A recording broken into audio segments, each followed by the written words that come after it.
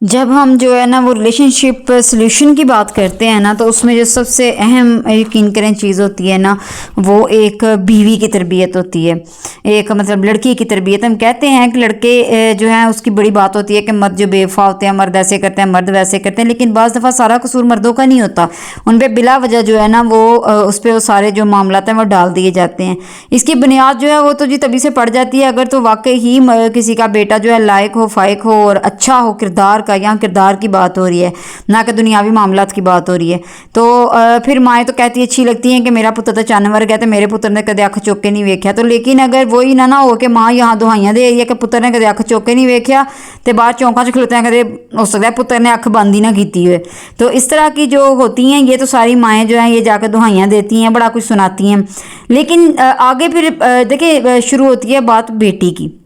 میں ایک pod cost سن رہی تھی، میں نے ایک واقعہ سنایا رکشہ ڈرائیور کا کہ وہ اکثر لڑکیاں جو آج کل بڑا ڈیمانڈ آج کل چل رہی ہے کہ لڑکیاں پہلے کہتی ہیں جی ہم نے پڑھنا ہے اور اگر آپ ہماری شادی کر دیں گے تو پھر آپ پہلے ہمارے سسرال والوں سے بات کر لیں کہ ہمیں آگے پڑھنے کی اجازت دی جائے۔ چلیں جی خیر وہ یہ بات شات ہوئی، سارا کچھ ہوا تو سسرال والوں نے اجازت دے دیجیے آپ آگے پڑھ سکتی ہیں، تو خاوند نے بھی کہا آپ پڑھ لو، تو خاوند جب اپنی جاب بھی کرتا تھا تو بعد میں کیا ہوا جو خاوند نے یونیورسٹی جانے کے لیے کسی رکشہ والے کی ڈیوٹی لگا دی کہ آپ جو ہے وہ رکشہ پہ اس کو لے جایا کریں لے آیا کریں، تو خاوند اپنے وہ خواری کرتا پھر رہا، دھکے جو ہے وہ کھاتا پھر رہا ہے، اور یہاں جی عورت جو ہے جو بیوی تھی جو یونیورسٹی جا رہی تھی اس نے کہیں شروع کر دی، اس کی لیک سلیک ذرا زیادہ بڑھ گئی رکشے والے سے، اس کو اسے ذرا زیادہ انسیت ہونے لگ گئی، اور انسیت کا نتیجہ یہ نکلا کہ بالآخر اس نے اپنے شوہر سے جو طلاق لی اور بلا وجہ کے جھگڑے ڈال ڈول کے اس نے طلاق لے لی اور رکشہ والا سے اس نے شادی کر لی، اور رکشے والے نے پھر ظاہر اپنی توفیق کے مطابق ہی کرنا تھا جو اس کو سمجھ میں آنے کہ بی بی ادھر ہونا چھڑ ڈگریاں دے کھتے تے چل کارداری سام، اس کو ایک گھریلو عورت بنا دیا، کہاں وہ اس کو ملکہ مہارانیوں کی طرح ٹریٹ کر رہا تھا اور اس کو وہ راس نہیں عزت آئی اور وہ اس طرف جو ہے نا چل پڑی۔ یہاں پھر جو ہے نا وہ بات وہی آتی ہے کہ ایک عورت کی جو ہے نا وہ تربیت کا پتہ چلتا ہے، ورنہ واقعی یہ بات سچ ہے، کہتے ہیں نا کہ جی ان میں یہ تیسرا آ گیا، ان میں فلانا آ گیا ڈمکانا، ایک عورت کو کوئی کچھ کہہ جائے یہ مرد کی واقعی جرت نہیں ہے جب تک عورت اسے خود سپیس نہیں دیتی۔ تو یہاں لڑکیوں کی جب تربیت کر رہے ہیں تو کبھی آپ نے یہ سوچا کہ باقی ساری ڈگریاں تو چلیں آپ ہر بندے کی دوڑ لگی ہوئی ہے، بیٹی کو پائلٹ بناؤ، انجینئر بناؤ، بزنس وومین ہے وہ، یہ سارا کچھ ہے، کیا آپ نے کبھی یہ سوچا کہ وہ بعد میں ایک اچھی بیوی بھی بن سکتی ہے؟ ہم نے اس میں وہ والے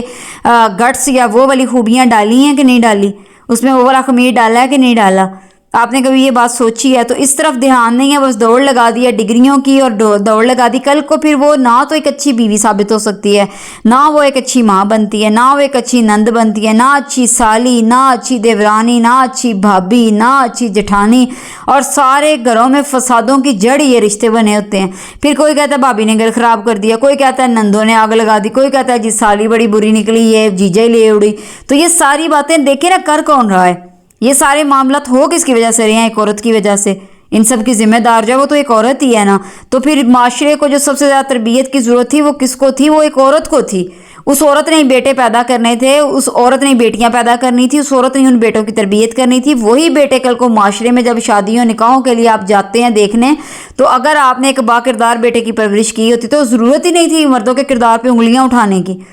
تو یہ ضرورت تو پھر یہی تھی نا کہ ایک بیٹی کی اچھی تربیت ہوئی ہوتی۔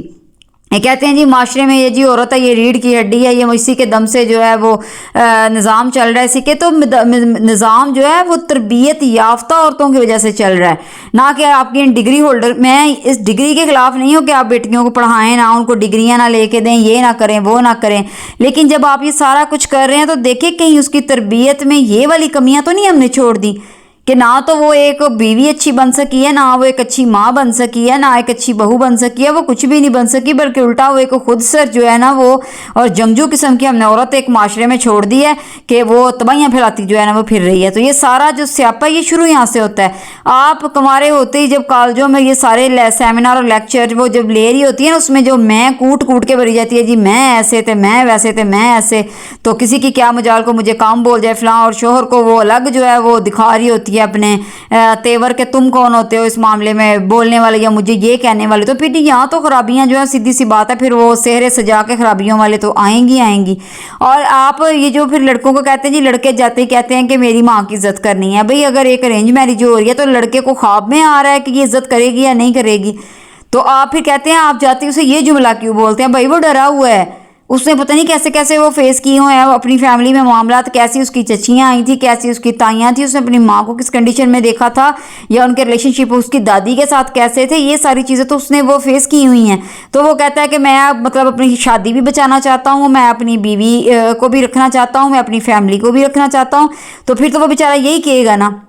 थक हार के कि भाई आपने मेरे माँ बाप की इज्जत करनी है, मतलब ये कर लोगी तो समझो सारा कुछ ठीक है। तो इसी बात को इशू बना के कहते हैं कि वो आते ये क्यों कहता है जी आपने मेरी माँ की इज्जत करनी, तो क्या उसको ये लेक्चर दे के हाँ छड़ परा तू परवाह ना करी तो बेइज्जती भी कर लें, तो ऐसा थोड़ी ना होता है। तो इन चीज़ों को ज़्यादा ना समझें कि सबसे ज़्यादा जो तरबियत की ज़रूरत है वो औरत को है।